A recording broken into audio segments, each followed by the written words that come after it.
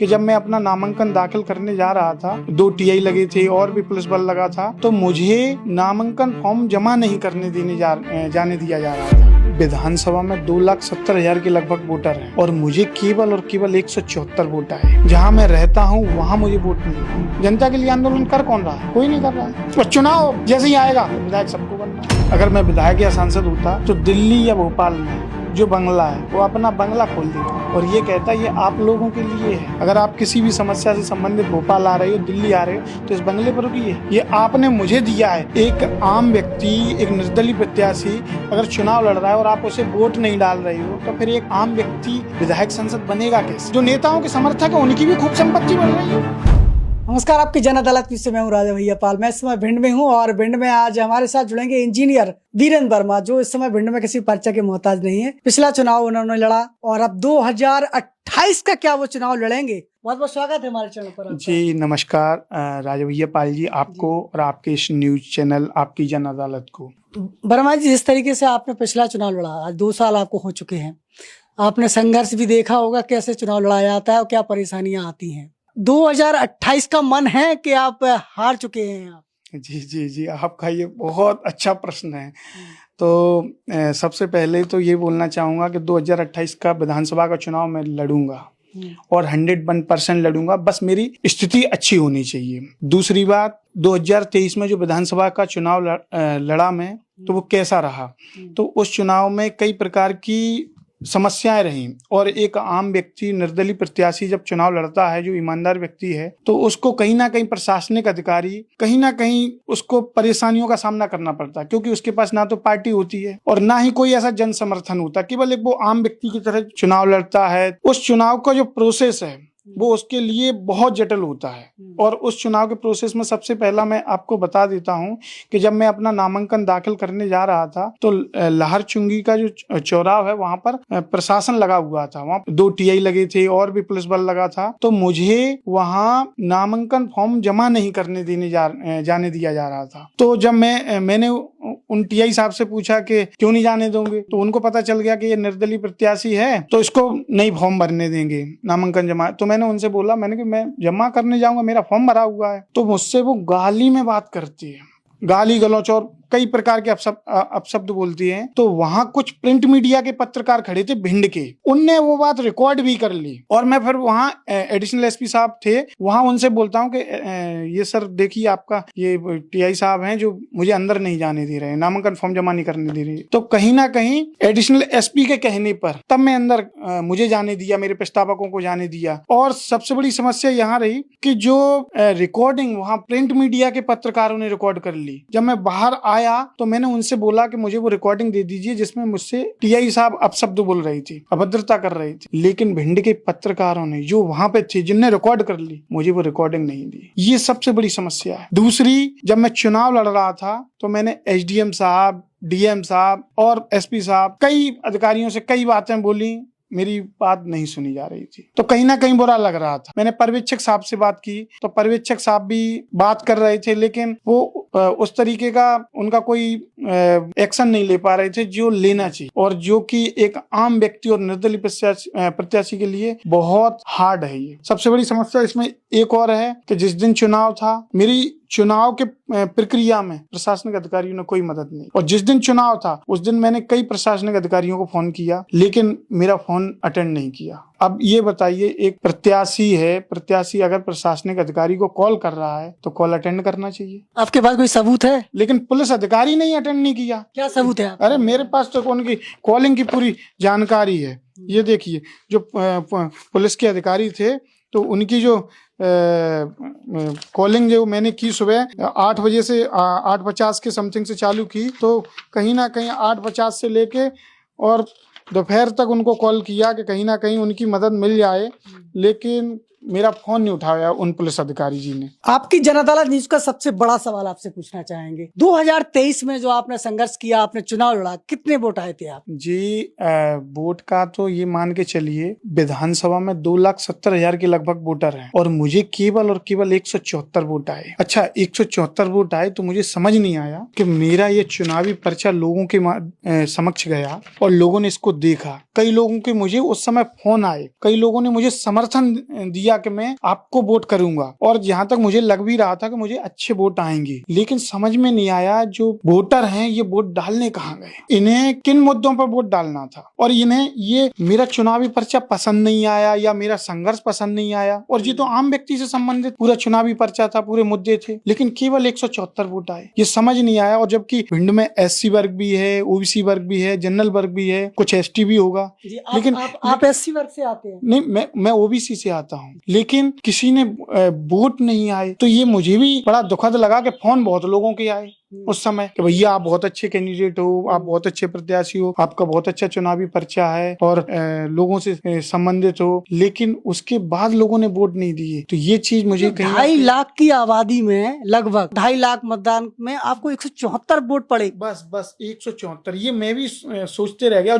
और जबकि मैं ईमानदारी से चुनाव लड़ा, एक निर्दलीय प्रत्याशी के रूप में चुनाव लड़ा, तो बड़ा दुख तो हुआ है। आपके परिवार में कितने वोट होंगे लगभग? नहीं, मेरे परिवार में यहाँ पे 7 वोट थी और उन लोगों ने वोट डाली भी है, और यहाँ तक मेरी पोलिंग बूथ पे मुझे वोट नहीं मिले, जहाँ मैं रहता हूँ वहाँ मुझे वोट नहीं मिले। इस पोलिंग से कितने वोट मिले आप? इस पोलिंग बूथ से ही तो मैं बोल रहा हूँ कि वोट मिले ही नहीं है। जब 174 है तो 8-10 वोट तो एक पोलिंग बूथ पर मिले हैं। तो लोग वोट डालने कहाँ गए? और जो लोग ये कह रहे थे कि बीरेन वर्मा को वोट डालने चाहिए, बीरेन वर्मा अच्छा प्रत्याशी है, बीरेन वर्मा के मुद्दे सामाजिक हैं, आपके मुद्दे अच्छे हैं, आपने गंभीर विषयों पर चर्चा की, आपने आंदोलन तमाम किए, आपके पड़ोसी तक ने आपको वोट नहीं दिए। यही तो मुझे समझ में नहीं आया कि पड़ोसी, गली मोहल्ला ये वोट कहाँ डालने गए और किसके कहने पर वोट डालने गए और किस प्रत्याशी को। और जबकि मुझसे सब लोग बोल रहे थे कि मैं आपको वोट डालूंगा। तो ये तो बहुत बड़ी विटंबना है आपके साथ। इतने संघर्ष कर रहे, इतने आंदोलन किए, इतना सब कुछ जनता के लिए आप करते हैं, वोट 174। जी, मैं इसी में एक बात बोलना चाहता हूँ कि अगर एक आम व्यक्ति, एक निर्दलीय प्रत्याशी अगर चुनाव लड़ रहा है और आप उसे वोट नहीं डाल रही हो, तो फिर एक आम व्यक्ति विधायक संसद बनेगा कैसे? कैसे वो लड़ेगा? कैसे वो संघर्ष करेगा? कैसे मेहनत करेगा? कैसे आगे बढ़ेगा? इससे ज्यादा तो एक पार्षद के वोट आ जाते। नहीं, बिल्कुल आ जाते हैं। यही तो मेरे लिए ये शोध का विषय है कि लोग किस आधार पर वोट डालने गए थे। तो आप सीधा विधानसभा का चुनाव क्यों लड़ा? पहले पार्षद की तैयारी करते हैं? नहीं, उसमें भी एक ये कारण रहा कि मेरा 8-10 वर्षों का संघर्ष था, और जब इतना संघर्ष था, जब मैनपुरी लोकसभा उपचुनाव के लिए गया, खंडवा लोकसभा उपचुनाव के लिए गया, तो फिर एक विधानसभा ही था जो मैं लड़ सकता था। जी, तो आप इतनी लोकसभाओं के चुनाव लड़ रहे थे, वहाँ आपका क्या था? नहीं, वहाँ मेरा नामांकन फॉर्म ही नहीं जमा किया गया, वहाँ प्रशासनिक अधिकारियों ने नामांकन फॉर्म जमा नहीं किया। बहुत संघर्ष। तो ये संघर्ष बहुत रहा है, लेकिन लोग साथ। अब एक आम व्यक्ति कैसे आगे बढ़े? बड़ी विटंबना है, तो सोचने वाला विषय है आपके साथ में। जी बिल्कुल। 2028 में कैसे कल्पना कर सकते हो कि चुनाव लड़ पाओगे आप? जी, ये आपने सही बोला है कि अब मैं उस जनता से बोलना चाहता हूँ, उन वोटरों से बोलना चाहता हूँ कि यदि आप एक अच्छे व्यक्ति को, एक ईमानदार व्यक्ति को, एक संघर्षशील व्यक्ति को, एक मेहनती व्यक्ति को नहीं लेके आओगे, तो फिर आप अपने कार्य कैसे कराओगे? मैं आपके ही बीच से निकला हुआ हूँ, मैं कोई ऊपर से नहीं आया हूँ कि मुझे मेरे पिताजी या कोई परिवार में विधायक, सांसद, मंत्री, मुख्यमंत्री रहा हो और मुझे उस पीढ़ी को आगे बढ़ाना हो, राजवंश को आगे बढ़ाना हो, ऐसा तो कुछ नहीं है। मैं तो एक आम व्यक्ति हूँ। मेरा तो ये चुनावी पर्चा भी रहा है, जो कि 2023 के विधानसभा चुनाव में मैंने छपवाया था और लोगों के बीच भेजा था, और इसमें आम जनता से संबंधित मुद्दे हैं, कोई बड़ा मुद्दा नहीं है। तो आपने भिंड की जनता के लिए ऐसा क्या किया है जो आपको भिंड की जनता आपको पसंद करे? कोई संघर्ष किया है जनता के लिए? नहीं, जनता के काम में आए कभी आप? जी, आपका ये भी प्रश्न बहुत अच्छा है कि जनता की, अब भिंड में अभी कुछ आंदोलन चल रहे थे, कुछ समाज सेवा मैंने की है। ये प्रश्न एक पत्रकार ने भी मुझसे पूछा था 2023 के विधानसभा चुनाव में कि आपने भिंड में ऐसे कौन से सामाजिक कार्य किए हैं, कौन से आंदोलन किए हैं, कौन से हॉस्पिटल में गए हो? तो अभी 2 साल होने को, अभी तो 1.5 साल ही है, नवंबर में 2 साल होंगे विधानसभा चुनाव को। तो मैंने 4-5 कार्य में एक छोटी सी भूमिका निभाई है, मेरी कोई बहुत बड़ी भूमिका नहीं है। और मैं तो ये भी बात बोलना चाहता हूँ आपके माध्यम से कि मैं अंतिम पंक्ति का अंतिम व्यक्ति हूँ, किसी भी कार्य में मैं अंतिम पंक्ति का अंतिम व्यक्ति हूँ। मैं कोई बहुत बड़ी भूमिका नहीं है मेरी, बहुत बड़ा श्रेय नहीं है मेरा, या मैं बिल्कुल उसका मुख्य सूत्रधार नहीं हूँ। मैं तो अंतिम पंक्ति का अंतिम व्यक्ति हूँ, बहुत छोटी सी भूमिका है, लेकिन उन कार्यों में थोड़ा जुड़ा रहा, जैसे इटावा भिंड ग्वालियर 6 लेन हाईवे है, उसमें एक छोटी सी भूमिका रही मेरी। और एक हमारे कोपावली के शहीद पवन भदौरिया जी थे, तो उन्हें एक शहीद का जो भी सम्मान मिलना था या उनके परिवार ने जो संघर्ष किया, उसमें एक छोटी सी भूमिका रही, कोई बड़ी नहीं। और एक हमारे यहाँ रुचि भदौरिया का केस चल रहा है, जिस बच्ची की दोनों किडनी खराब है, तो कहीं ना कहीं उसमें भी एक छोटी सी भूमिका रही। कोई मेरा कुछ नहीं है, बच्ची की अभी तक इलाज नहीं हो पाया, जबकि 1.5-2 साल से भिंड का ही केस है और भिंड में ही चल रहा है। एक जामने का एक लड़का था। तो पहले मेरा एक सवाल सुन लीजिए वीरेंद्र वर्मा जी, लगातार उस बच्ची को लेकर हमने राजनीति तो भिंड में बहुत सुनी है, बहुत लोग सेवा करने का दावा करते रहे, उस बच्ची को अभी तक न्याय नहीं मिला, उसको अभी तक क्या किया आप लोगों ने? नहीं, उस बच्ची भिंड के नेताओं ने क्या किया? नहीं, भिंड के नेताओं के पास वो जैसे महपाल सिंह भदौरिया है, इस पे सबसे ज्यादा जानकारी तो महपाल सिंह भदौरिया, जिनकी बच्ची है रुचि भदौरिया, वो दे सकते हैं और रुचि की मम्मी दे सकती हैं। लेकिन मैंने जहां तक देखा है, भिंड की लोगों ने तो बहुत मदद भी की, पैसा भी उनके पास आया था, लेकिन भिंड के नेताओं को थोड़ा आगे आना था उसमें, और जितनी भी मदद कर सकते थे, जैसे भिंड के कई लोगों के हमने देखे हैं कि दिल्ली तक पहुंच रहती है, भोपाल तक पहुंच रहती है संपर्क। और एक चीज और बोल दूं इसी में कि अगर कोई नाली के पीछे लड़ाई हो रही हो या कोई पड़ोसी से कोई विवाद हो रहा हो, तो दिल्ली तक की पहुंच आ जाती है कि हमारे दिल्ली तक संपर्क है। उस रुचि भदौरिया तक के लिए दिल्ली तक पहुंच नहीं है लोगों की, जबकि उसकी 2 किडनी नहीं है, उस बच्ची का इलाज होना है, वो बच्ची जीना चाहती, उसकी उम्र 15-16 साल है, लेकिन आज भी उसका इलाज चल रहा है। उसके लिए बस अब दवाइयां या डायलिसिस के दम पर कितना चलेगी वो बच्ची? कहीं ना कहीं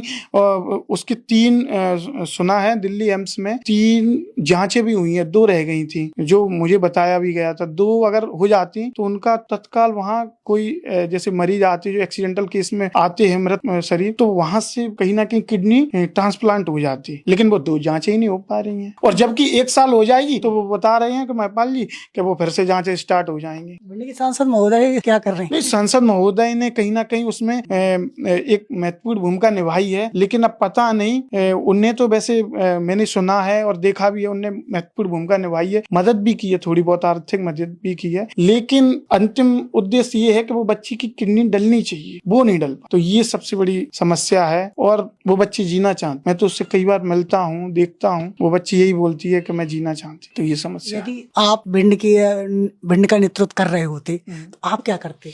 मैं नेतृत्व कर रहा होता तो इस रुचि भदौरिया के लिए एक चीज बोल देता, अगर मैं विधायक या सांसद होता तो दिल्ली या भोपाल में जो बंगला है उसमें मैं इन रुचि भदौरिया के नहीं और भी भिंड की जनता के लिए वो अपना बंगला खोल देता और ये कहता ये आप लोगों के लिए है, अगर आप किसी भी समस्या से संबंधित भोपाल आ रहे हो, दिल्ली आ रहे हो, तो इस बंगले पर रुकिए, ये आपने मुझे दिया है, मैंने क्या कहीं मजदूरी की है, क्या बेलदारी की है, क्या भाड़ा चलाया है, ये तो भिंड की जनता ने दिया है मुझे। मतलब भिंड से अगर मैं सांसद हूँ, विधायक हूँ, वो भोपाल में जो बंगला है, जो दिल्ली में बंगला है, जनता के लिए खोल देता कि आपको कोई समस्या आई है, रुकिए, रहना खाना इतना तो कर ही सकता हूं मैं। और कहीं ना कहीं जो दिल्ली एम्स या भोपाल एम्स में जितनी मैं मदद कर सकता था या सीएम साहब से मुलाकात करा सकता था या कहीं दिल्ली में किसी, तो उतनी आयुष्मान केंद्र के अंतर्गत उस बच्ची का इलाज हो सकता है? जी, आयुष्मान से उसका इलाज हो रहा है जहां तक मुझे पता चला है, लेकिन बताया गया है, महपाल जी बताते हैं कि कुछ जांचें प्राइवेट स्तर पर भी वो कराते हैं। और ये तो मैंने भी देखा है, कितना भी आयुष्मान के थ्रू हो, लेकिन फिर भी बाहरी खर्चा आता है इलाज में, ये मैंने देखा है। अगर हमें थोड़ा सा बुखार आ जाए तब आ जाता है, तो फिर वो तो बड़ी चीज है, बहुत बड़ा केस है, मैंने उसको देखा है, पर्सनली देखा है।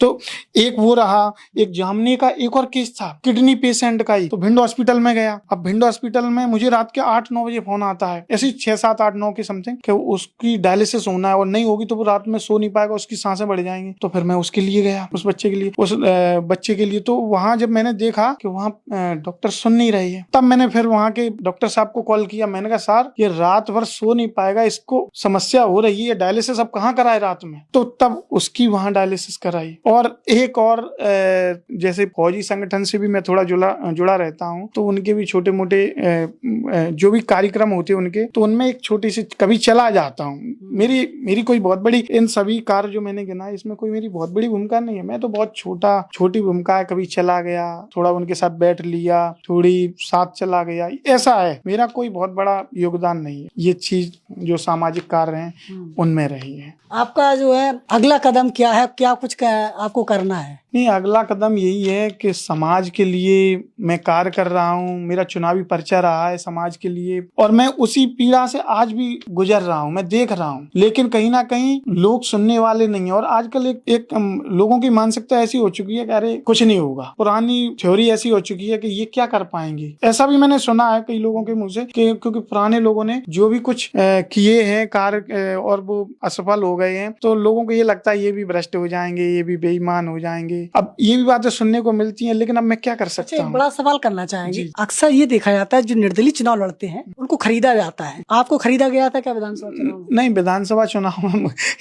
ये आपका सही प्रश्न है। एक व्यक्ति आए थे मेरे पास जो मुझे ऐसा बोला उनने कि बैठ जाइए, और भी चीजें थी उनकी। तो मैंने एक ही बात बोली, मैं ये चुनाव बैठने के लिए लड़ रहा हूँ। मैं पिछले 10 साल से स्ट्रगल कर रहा हूँ। ये चुनाव पर्चा छपा हुआ है। ये व्यक्ति इतनी परेशानियों से गुजर रहा है, जो कई बार भूखा सोता है। अब वो आपके कहने पे चुनाव में बैठ जाएगा तो लोग क्या कहेंगे कि ये पैसों के लिए खड़ा हुआ था, और मेरा तो करियर खत्म हो जाएगा। फिर मैंने ये इतना चुनावी पर्चा क्यों छपाया? मैं भी ऐसे ही घूमूं, फिर चुनाव लड़ा क्यों मैं? और मेरा तो आपने संघर्ष देखा ही है कि मैनपुरी का लोकसभा उपचुनाव, खंडवा का लोकसभा उपचुनाव, और कई प्रकार के कार्य किए हैं। यदि जनता आपको मौका दे तो क्या एजेंडा है, क्या करोगे भिंड के लिए आप? जनता मौका देगी तो सबसे पहले तो भिंड के लिए बिजली, पानी, रोड और एक मच्छर की समस्या और है, उससे और बीमार होते मैं, मुझे खुद लगती है मच्छर तो, और स्वास्थ्य, इन सुविधाओं को जरूर देना चाहूंगा। उसका एक सबसे बड़ा कारण है, अगर ये आम व्यक्ति तक सुविधाएं नहीं पहुंच पाती हैं तो वो आम व्यक्ति उनमें ही उलझा रहता है। ना तो वो परिवार में जा पाता है, ना रिश्तेदारी में, ना किसी कार्यक्रम में। उसको बस पानी देखना है, उसको बस रोड देखना है, उसको बस मच्छर की समस्या या स्वास्थ्य में स्वास्थ्य सुविधाएं नहीं मिल रही हैं। तो ये सुविधाएं जरूर देखनी है, क्योंकि व्यक्ति को एक समय मिले, व्यक्ति आराम से बैठ सके। सबसे बड़ा जो मुद्दा है इस समय आपके भिंड का, बरसात आते ही आपके जो सड़कें हैं ना वो भर जाती हैं, लोगों के घरों में पानी भर जाता है। ये बहुत बड़ी समस्या है। इस पे मैं एक बात बोलना चाहूंगा, ये आपने सही प्रश्न कर दिया है। मुझे एक बात नहीं समझ में आई, इन विभागों में जो सरकारी विभाग है इनमें इंजीनियरों की नियुक्ति क्यों होती है? नगर पालिका में, पीएचई में इनकी नियुक्ति होती क्यों है? अगर इनकी नियुक्ति होती है तो जब ये रोड बनती है तो इन्हें सीवर दिखाई नहीं देता है, और जब दिख रहा है तो कम से कम ऐसी जो रोड है अभी बनी है 6-6 महीना पहले, 8-8 महीना पहले वो खुद रही है। तो ये इंजीनियर करते क्या? वो इनको बढ़िया वेतन मिल रहे हैं। देखो, मैं वेतन के खिलाफ नहीं हूँ, क्योंकि एक व्यक्ति को अगर सुविधाएं नहीं मिलेंगी तो वो सामाजिक कार्य में समय नहीं दे पाएगा, क्योंकि फिर वो उसी में उलझा रहेगा। मैं ये चाहता हूँ व्यक्ति को सुविधाएं तो मिलनी चाहिए, लेकिन मैं ये बोलना चाहता हूँ जब सुविधाएं मिल रही है तो लोगों के लिए कार्य तो कीजिए। अब रोडें और सीवर ही सही नहीं है तो फिर भाई इंजीनियर साहब कर क्या रहे थे? फिर इंजीनियर साहब का कार्य क्या है? कमीशन अच्छा मिलता होगा। अब ये तो इंजीनियर साहब बता सकते हैं। इसका ये प्रश्न आपने बहुत अच्छा कर दिया और मैं बोल नहीं पाया। मैं विधायक बनूंगा तो सबसे पहले एक काम जरूर करना है मुझे। जो कमीशन की बात की है, मुझे 50 साल के लोगों की जांच करानी है कि लोगों के पास एकदम संपत्ति बढ़ कैसे गई। मेरे पास तो है नहीं है संपत्ति, मैं 10 साल से परेशान हूँ। नहीं तो आप विधायक थोड़ी संपत्ति आएगी कहाँ से? नहीं आएगी नहीं, लोग नहीं है उनके पास भी बढ़ गई है। जो नेताओं के समर्थक है उनकी भी खूब संपत्ति बढ़ रही है, वो भी फॉर्च्यूनर से घूम रहे हैं। नेता के समर्थक है, तुम किसी नेता के कार्यकर्ता हो क्या? तो ये पैसा आया कहाँ से? नेताओं के यहाँ से आया। अरे नेता क्या, नेता कहाँ से? यही तो मुझे पता करना है कि ये पैसा आया कहाँ से। जब नेता ईमानदार है तो फिर ये पैसा कहाँ से आ जाता है? अधिकारी ईमानदार है तो पैसा कहाँ से आ जाता है? आप देखना, जिसके पास पैसा बढ़ा है उसके पास इतना पैसा बढ़ गया है कि सोच ही नहीं सकते हैं, लिमिट ही नहीं है उनके पास पैसे की। तो ये एक गलत चीज है। गरीब आदमी, इस देश में दो चीजें हैं, एक तो गरीब हो गया है, अमीर हो गया है। आप जो आंदोलनों में शामिल रहे भिंड में, ऐसा देखा गया कि इस आंदोलन के दौरान इसकी उपलब्धि जो आपको मिलना चाहिए थी वो उपलब्धि के रूप में आपके भाई को सस्पेंड कर दिया गया। वो ऐसा रहा कि वो अखंड आंदोलन में जब मैं था तो वहाँ क्या है, कुछ लोग थे, अखंड आंदोलन सही चल रहा था। एक व्यक्ति मुझसे बोलते हैं, एक व्यक्ति ने बोला कि वीरेंद्र वर्मा जी अगर लगे रहे तो विधायक बन जाएंगे, उनने ऐसा बोला। तो वो दूसरे व्यक्ति वहाँ खड़े थे, वो तत्काल बोलते हैं करे ये तो SC कास्ट के हैं, इनको तो गोहद जाके चुनाव लड़ना चाहिए अपनी सीट पर, और भिंड से रहते हुए इन्हें हम विधायक नहीं बनने देंगे, ऐसा बोला। हमें भी ये समझ में नहीं आई कि ऐसी देश भावना किसी जाति के प्रति क्यों है। और वो क्षत्रिय व्यक्ति है जिनने बोला, क्षत्रिय व्यक्ति, ऐसा नहीं बोलना चाहिए। वीरेंद्र वर्मा का कोई एक ऐसा स्टेटमेंट दिखा दीजिए जो किसी जाति के खिलाफ हो, ऐसा हो तो दिखा दीजिए, तब तो आप बोलो कि हाँ वीरेंद्र वर्मा किसी कास्ट को ज्यादा भाव देते हैं या उसके साथ खड़े होते हैं। नहीं, वहाँ एक ब्राह्मण व्यक्ति थे, वो मेरी जाति को लेकर बोल रहे थे बहुत कुछ, मेरे पिता को लेकर अपशब्द बोल रहे थे, टीका टिप्पणी कर रहे थे। और ये भी मैं आपको बता दूं कि ये जो लोग बोल रहे थे, मैंने अब पता कर लिया है, ये किसी न किसी नेता के समर्थक है। ये भी है, मुझे एक कॉल पे धमकी आई, लेकिन वहाँ जो जातिगत कार्य हुए, जातिगत रूप से भेदभाव हुआ, वो नहीं होना चाहिए, क्योंकि एक अखंड आंदोलन सभी का था। अब वहां पे आप जातिगत बात कर रहे हैं तो ये गलत है। जैसे कुछ कह रहा है, मतलब एक स्टेटमेंट आप लेके आइए, एक कोई स्टेटमेंट, कमेंट, आर्गुमेंट कुछ होना तो चाहिए उसका। कॉल पर मुझे धमकी दे रहे हैं कि तुम्हारे खिलाफ FIR कराई जाएगी। मैंने कहा क्यों कराई जाएगी? तो और वो कॉल रिकॉर्डिंग है मेरे पास, और उसी के लिए मेरे भाई को सस्पेंड कराया गया राजनीतिक षड्यंत्र में। वो सरकारी नौकरी करते हैं, उनको सस्पेंड करा दिया गया। ये कहीं ना कहीं गलत चीजें हैं कि एक व्यक्ति, ठीक है आप वोट मत करिए, अगर आपको ये लग रहा है कि वीरेंद्र वर्मा आपकी कास्ट का नहीं है या वीरेंद्र वर्मा को आप पसंद नहीं करते, मत करिए वोट। आप डायरेक्ट ये बोल रहे हो कि गोहद जाके चुनाव लड़िए, आप डायरेक्ट बोल रहे हो SC ST OBC, ये क्यों बोलना है? धमकी क्यों देनी है? ये गलत चीज है।